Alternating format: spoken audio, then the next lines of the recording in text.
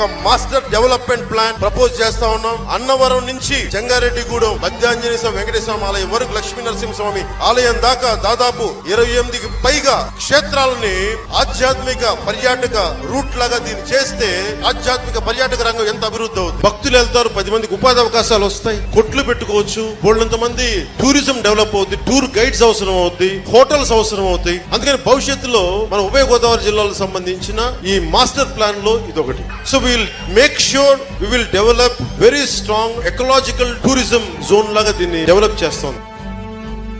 కొంతమంది యువతున్నారు, కేరళ తరహాలో బోట్ రేసులు ఎందుకు పెట్టకూడదు? ఎందుకు దేశం అంతా ఎక్కడో కేరళకి ఎందుకు వెళ్ళాలి? మన నర్సపూర్కి ఎందుకు రాకూడదు? మన కాలువలను శుభ్రం చేసుకుంటే కేరళ తరహాలో అద్భుతంగా రేసులు జరగచ్చు కదా, బోట్ రేసులు జరపచ్చు కదా, బోల్డంత పర్యాటక రంగానికి చాలంత భూతం కల్పించినట్టు అవుతుంది కదా.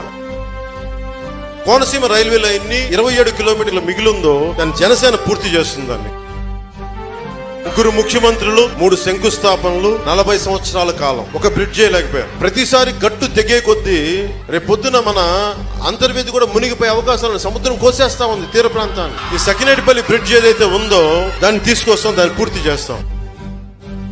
డంప్యార్డ్ తీసుకెళ్లి గుట్ట కింద పడేస్తే వరదలు వచ్చినప్పుడు గోదావరిలో దూసేస్తే మళ్ళీ సముద్రం వెనక్కి దోస్తే చుట్టుపక్కల గ్రామాలంతటికి అది విషయం కాలుష్యం అయిపోయి తాగడానికి నీళ్లకు జబ్బులు వచ్చేస్తున్నాయి. ఉద్దానం లాగా కిడ్నీ జబ్బులు వచ్చేస్తున్నాయి. నేను అనుకుంటుంది జనసేన కనుక వస్తే భోపాల్ తరహాలో లాస్ వేగాస్ జంక్ యార్డ్ ని మొత్తం కూర్చోబెట్టి వాళ్ళు ఒక కొండ గుట్టల్లా కడతారు, ల్యాండ్ ఫిల్స్ లాగా. దాని నుంచి మెథేన్ గ్యాస్ డెవలప్ చేస్తారు, అది ఎనర్జీ లాగా వెళ్తుంది, కరెంట్ లాగా వాడుకో.